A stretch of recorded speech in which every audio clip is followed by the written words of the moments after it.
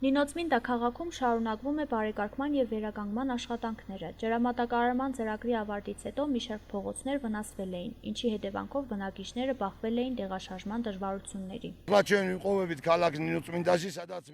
Ներկայումս մենք գտնվում ենք Նինոցմինդա քաղաքում, որտեղ ընթանում է վնասված հատվածների ասֆալտապատման աշխատանքներ։ Այս պահին ասֆալտապատում է կատարվում Պուշկինի փողոցում։ Առաջին շերտի ասֆալտը արդեն տեղադրված է և այժմ պատրաստվում ենք երկրորդ շերտի համար։ Աշխատանքները շարունակվում են ակտիվ տեմպով և նպատակ ունենք, որ այս տարի ավարտեն բոլոր վնասված հատվածների վերանորոգման աշխատանքները, որպեսզի Նինոցմինդայի բոլոր փողոցներում ասֆալտի ծածկը լիովին նորացվի։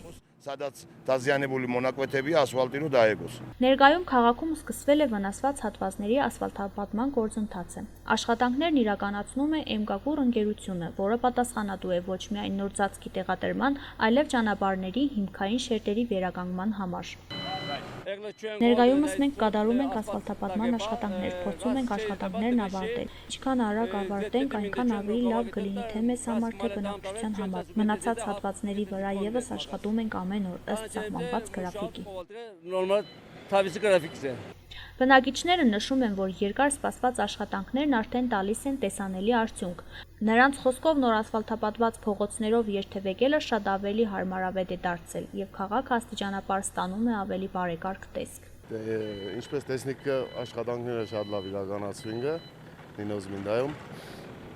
ասֆալտապատումը։ Գալեկաներս խնդրեցին իրենք գրացերեն ասել էին, խնդրեցին հայերեն լեզվով նորից ասել, որ ասֆալտապատումը շատ լավ իրականացվի։